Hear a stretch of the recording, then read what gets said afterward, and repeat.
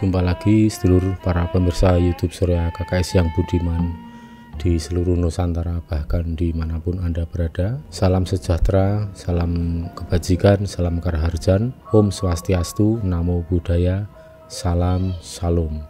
Semoga kita semua dalam keadaan sehat berkas waras, ayom-ayom tentrem, tansah pinaringan sih wiloso saking ngersaning Gusti ingkang Maha Agung. Pada pembahasan kali ini kita akan mengangkat tema dari pertanyaan yang cukup meresahkan para pemirsa. Sebenarnya ini pertanyaan sudah sering diajukan kepada saya dalam berbagai kesempatan, baik melalui email, melalui dialog langsung, atau melalui direct message dari media yang ada. Untuk pertanyaannya yaitu mengenai bagaimana cara membedakan sebuah konten vlog itu merupakan halusinasi, hoax, atau hanya gimmick dengan sesuatu yang sifatnya itu benar atau bisa dikatakan nyata. Ini yang hubungannya dengan, ini maksudnya mengenai konten-konten yang membahas tentang Kanjeng Ratu Kidul. Seperti saat ini cukup banyak YouTuber yang mengangkat tema-tema yang sifatnya metafisik, namun tidak semuanya itu bisa dipercaya, sehingga para pemirsa itu sebenarnya tahu, tapi bagaimana cara membantah atau mematahkan bahwa itu sebenarnya itu penuh kebohongan atau intrik ya. Karena terus terang memang di dunia media sosial ini, karena bebas sekali aturan mainnya dalam hal tidak menggunakan kaidah jurnalistik ya. Jadi ini bedanya media sosial. Media sosial itu tidak perlu adanya verifikasi kebenaran ataupun cross check terhadap narasumbernya langsung. Jadi boleh saja siapapun untuk membuat konten, namun isinya kadang tidak bisa dipertanggungjawabkan. Nah, di sini maksudnya para pemirsa cukup mengalami keresahan dengan adanya konten-konten yang kurang bisa dipertanggungjawabkan. Nah, ini langsung saja tentang apa yang menjadi keresahan para pemirsa, yaitu keresahan itu dapat kita baca melalui pertanyaan sebagai berikut. Ini kan pertanyaan-pertanyaan sudah saya kumpulkan, yang saya rangkum dari berbagai kalangan, dari teman-teman semua, para penggemar YouTube maupun para pemirsa YouTube Surya KKS sendiri. Mengenai pertanyaannya adalah, apakah Kanjeng Ratu Kidul bisa dipanggil untuk membuat konten YouTube? Ini jawabnya tidak. Kenapa saya menjawab tidak bisa? Para pemirsa yang budiman, ini saya akan mengungkapkan apa alasannya kenapa Kanjeng Ratu Kidul tidak bisa dipanggil hanya untuk sekedar membuat konten YouTube ya. Alasan pertama, pertanyaan itu sama halnya Anda menanyakan apakah presiden bisa dipanggil hanya untuk ngevlog ya. Ini kan iseng banget ya, sesuatu yang mustahil saya kira. Kenapa saya mengatakan demikian? Karena Kanjeng Ratu Kidul itu adalah entitas luhur, bahkan keluhurannya itu melebihi seorang presiden ya. Ini faktual kalau kita melihat sisi kemuliaannya, sisi keluhuran. Oleh sebab itu Kanjeng Ratu Kidul ya tidak mau untuk diajak untuk kegiatan iseng seperti itu, hanya dipanggil hanya untuk membuat konten atau ngevlog ya kan. Itu kan lucu banget kan. Emang siapa? Jadi yang memanggil itu siapa? Ya ibaratnya begini, kita ini rakyat jelata, kemudian memanggil presiden hanya untuk iseng untuk membuat konten vlog. Itu kan ya gimana ya, sangat tidak masuk akal ya. Kalau kita memahami sesuatu yang gaib pun sebenarnya gaib bagi saya pribadi yang sering menyaksikan bagaimana gaib itu ya, saya menyimpulkan bahwa gaib itu pun sebenarnya sangat rasional, sangat masuk akal. Oleh sebab itu saya bisa menganalogikan demikian, karena gaib itu sangat masuk akal, sangat rasional ya. Mana mungkin seorang Kanjeng Ratu Kidul yang keluhurannya lebih tinggi dari seorang presiden mau diajak oleh rakyat jelata untuk ngevlog? Itu kan ya yang bener aja ya. Ini yang perlu saya luruskan. Maka untuk sedulur-sedulur, jika ada yang demikian itu udah abaikan saja. Walaupun sehebat apapun membuat konten cerita, membuat sandiwara, membuat game atau gimmick seperti apa halusnya, yaitu bagi saya yang bisa menyaksikan gaib ya silahkan nanti diundang saya.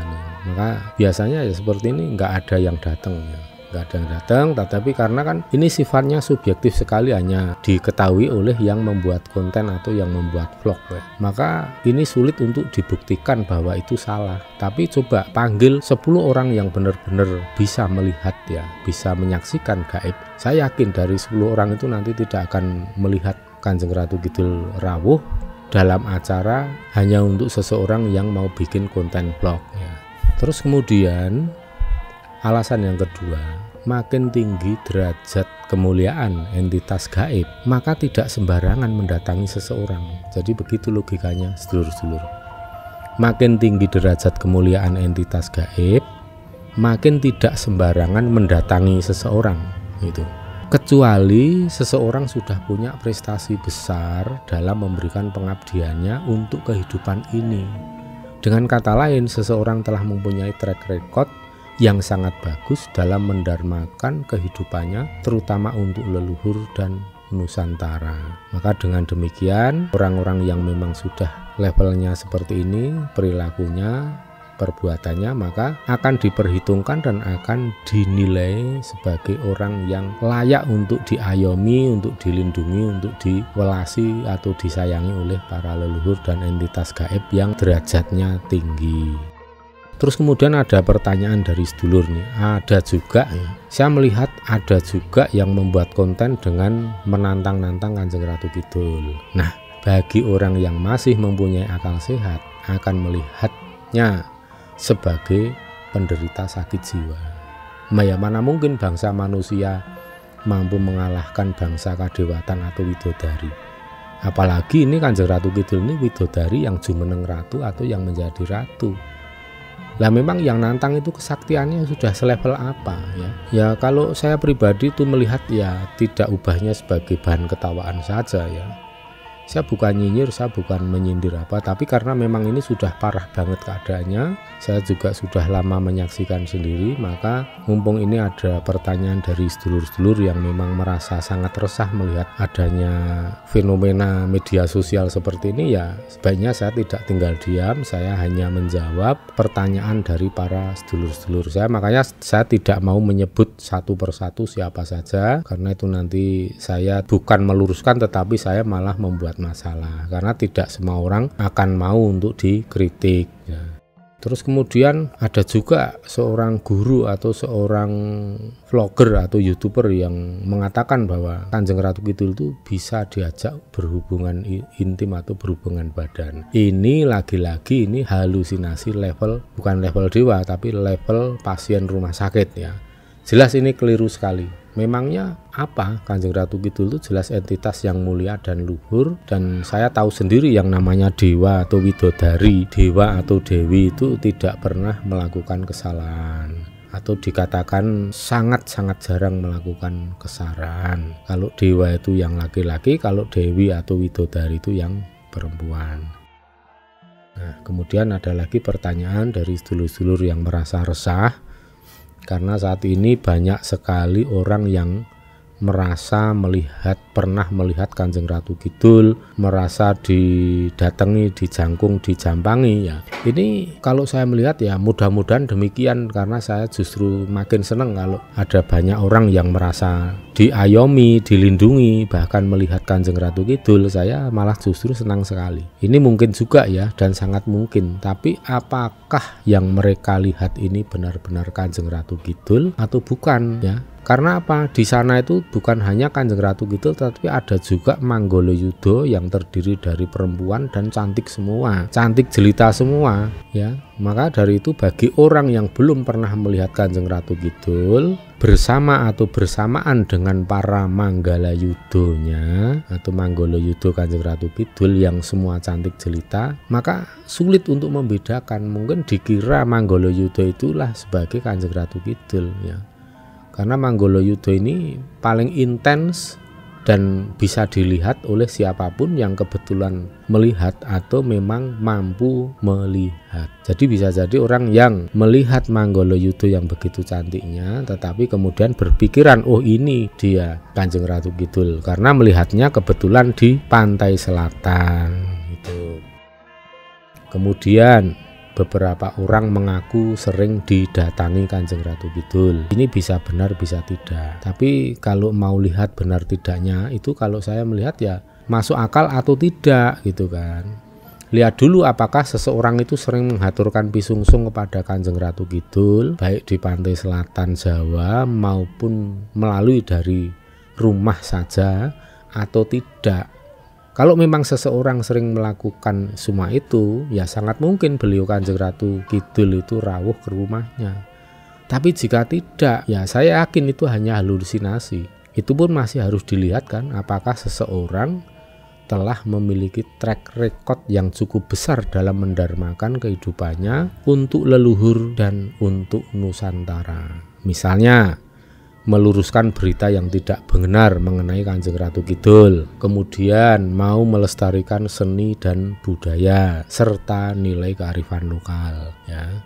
Jika belum melakukan semua itu ya semakin memastikan bahwa seseorang hanyalah berkecimpung dalam halusinasi tuh.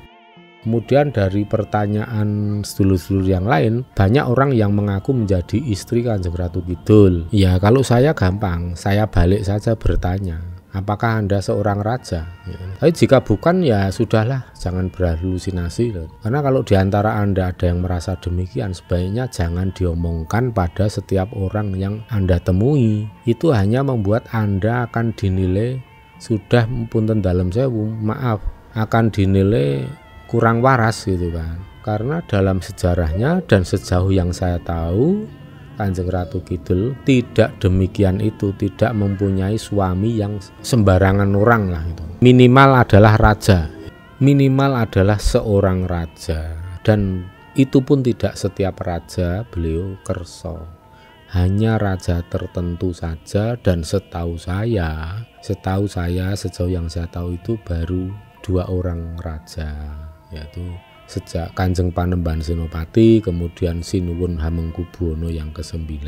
Tapi yang lain mungkin ada, tapi saya tidak tahu persis, jadi saya tidak berani menyampaikan.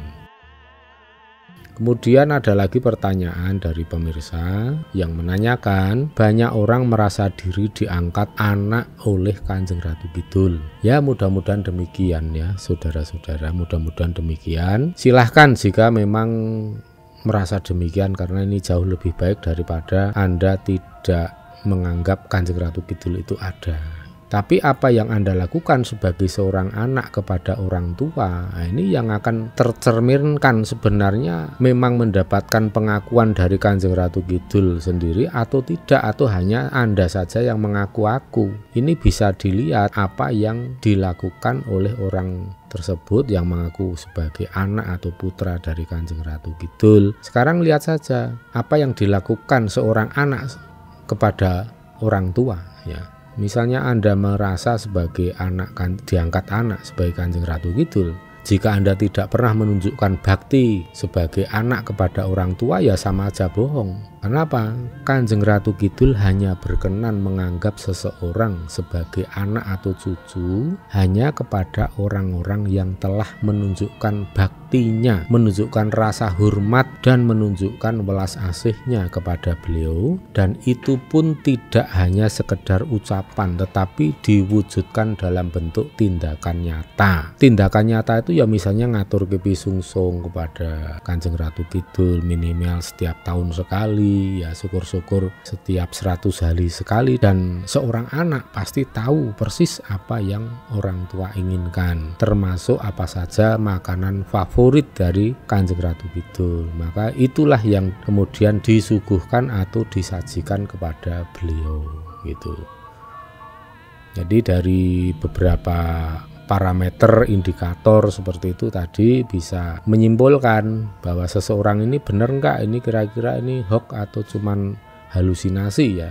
Mudah-mudahan kiat-kiat kunci-kunci yang saya sampaikan pada sedulur-sedulur ini bisa membantu panjenengan semua untuk melihat sebuah konten YouTube ataupun apa di media sosial yang ada, apakah seseorang itu ngomongnya benar atau hanya halusinasi atau hanya gimmick, terutama terhadap hubungannya dengan Kanjeng Ratu Kidul. Monggo apa yang saya sampaikan ini tadi, kiat-kiat semua ini bisa digunakan sebaik-baiknya. Ini bisa diaplikasikan, diterapkan oleh siapapun walaupun tidak memiliki kemampuan untuk melihat gaib. Tetapi semua gunakanlah akal sehat, gunakanlah logika, dan itu nanti Anda akan melihat di mana kebenarannya, di mana kebohongannya, karena gaib pun ternyata sangat-sangat rasional. Demikian acuan singkat, referensi, literasi yang bisa digunakan bagi panjenengan semua untuk menilai apakah suatu konten itu merupakan kebenaran atau sebuah dongeng atau halusinasi. Ya, maka jangan gegabah untuk menilai, jangan gegabah pula untuk mempercayai suatu informasi. Ini yang saya sampaikan, kiat-kiat trik seperti ini khusus bagi panjenengan yang tidak bisa melihat gaib. Tapi bukan berarti Anda tidak bisa menilai, karena Anda masih punya akal sehat, masih punya logika. Maka gunakanlah logika itu untuk menganalisa apakah seseorang kalau ngomong digaib-gaibkan atau seseorang hanya berhalusinasi, ataukah seseorang itu memang mengalami suatu interaksi dengan gaib secara sungguh-sungguh. Demikian para pemirsa, mudah-mudahan ini dapat berguna bagi siapapun yang ingin belajar tentang spiritual Jawa. Akhir kata saya sampaikan, semoga kita semua tansah nyandung nyampar sekar cempaka mulya, selalu beruntung dalam situasi kondisi sesulit seburuk apapun juga. Wilujeng rahayu kang tenemu, bondolan bejo kang teka saking kersaning Gusti, Suradira jaya ningrat lebur dening pangastuti, rahayu rahayu rahayu sagung titah dumadi.